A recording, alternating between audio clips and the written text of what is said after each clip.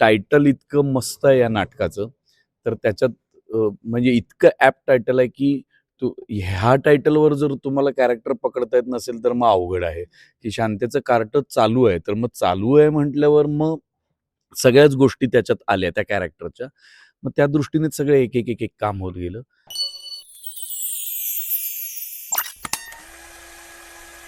नमस्कार, मी कस्तुरी सिनेचित्रमध्ये तुमच्या सगळ्यांचं खूप स्वागत आहे. खरं तर रंगभूमी म्हटलं आणि कलाकार म्हटलं की वेगळं नातं येतं. त्यात नव्याने जेव्हा एखादं नाटक येतं, प्रेक्षकांना उत्सुकता असते की नेमकं नाटक काय, नाटकाचा विषय काय.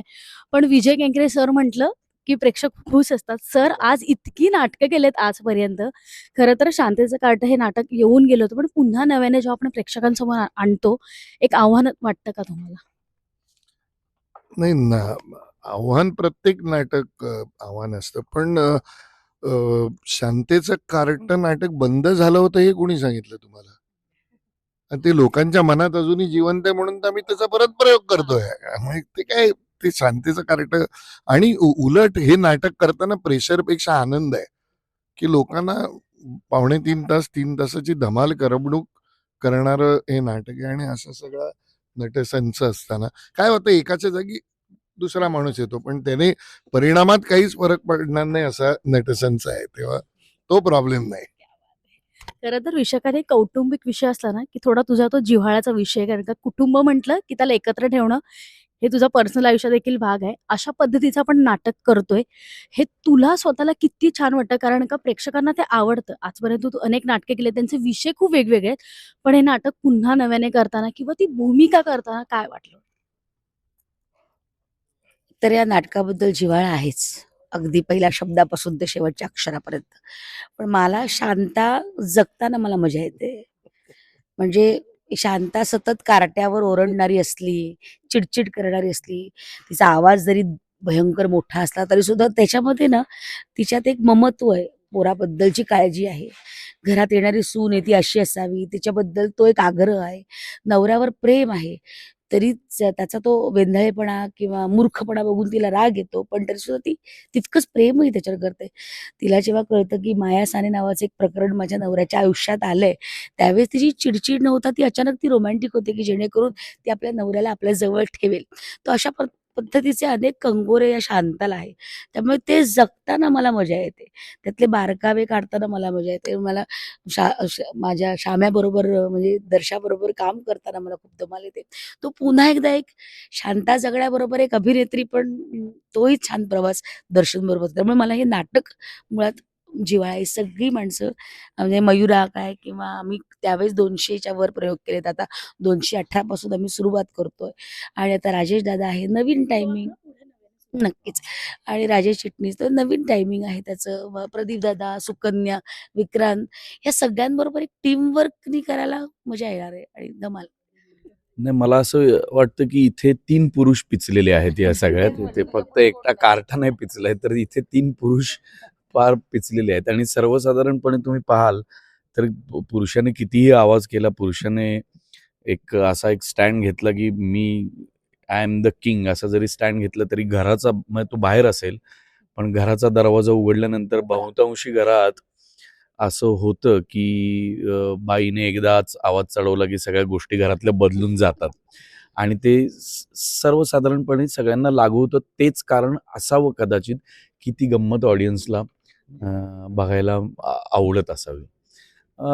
आई मुलाच्या नात्याबद्दल मला असं वाटतं टायटल इतकं मस्त आहे या नाटकाचं, तर त्याच्यात म्हणजे इतकं ॲप्ट टायटल आहे की ह्या टायटलवर जर तुम्हाला कॅरेक्टर पकडता येत नसेल तर मग अवघड आहे, की शांतेचं कार्ट चालू आहे. तर मग चालू आहे म्हटल्यावर मग सगळ्याच गोष्टी त्याच्यात आल्या त्या कॅरेक्टरच्या.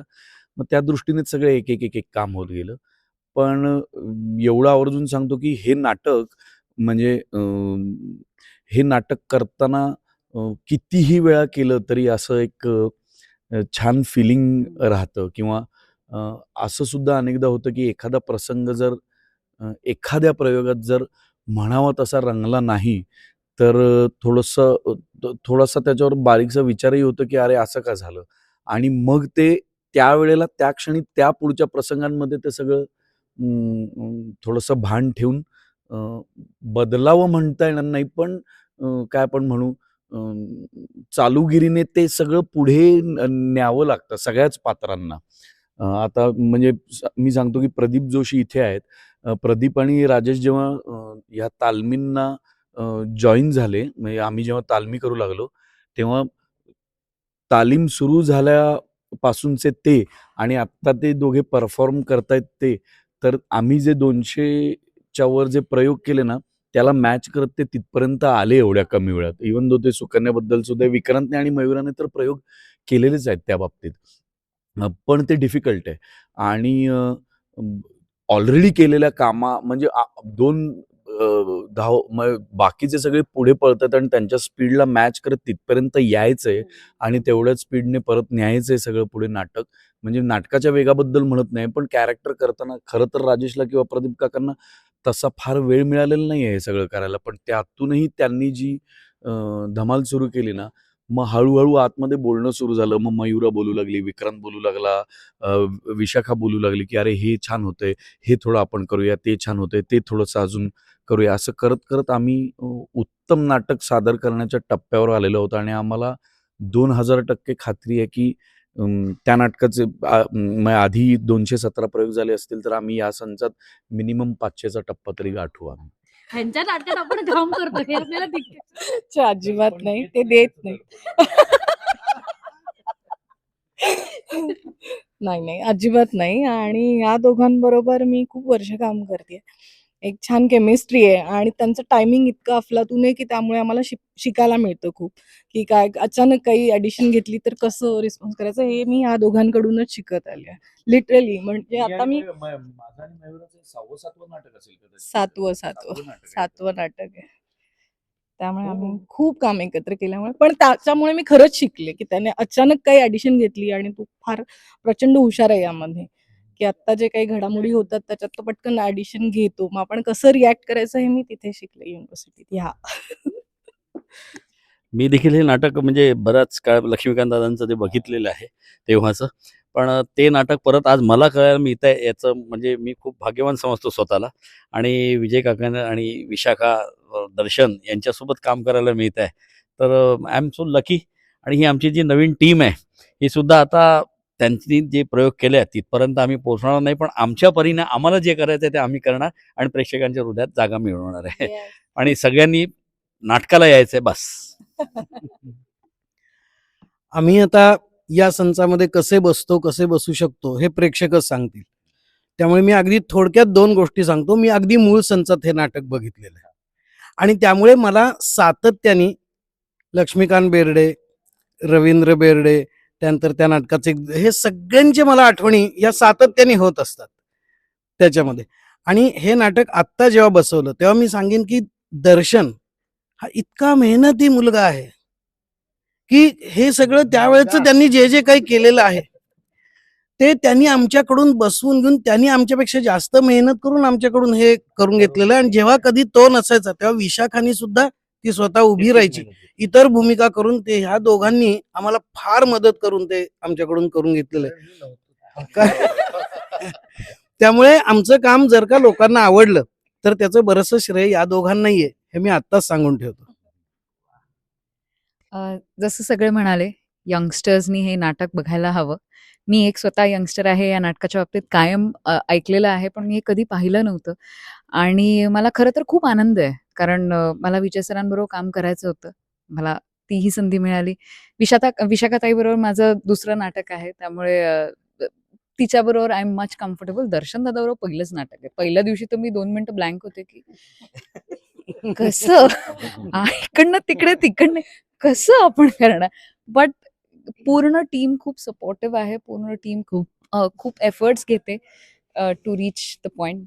जसं हे दोघं म्हणाले, आम्ही प्रयत्न करतोय. Let's see. ह्या नाटकाबद्दल म्हणजे आता परत आपण पुनश्च करतोय हरिओम. पण ह्या नाटकाची गंमतच ती आहे की सिच्युएशनल कॉमेडी असल्यामुळे कुठल्याही वयोगटातल्या लोकांना हे नाटक आवडेलच. आणि हा जो पेस आहे ॲक्च्युली दर्शनमुळेच काय म्हणतात कॉमेडी जरा काय जी आहे ती दर्शन शिकवल्यामुळे. कारण तू मुंबईचे कावळे म्हणून एक नाटक होतं जे डिरेक्ट करायला आला होता. तर मी दर्शनला म्हटलं नाही रे मला नाही जमत हे, म्हणतो अरे चुकशील ना, काय होणार आहे, जास्तीत जास्त काय होईल, चुकशील, मीच आहे ना.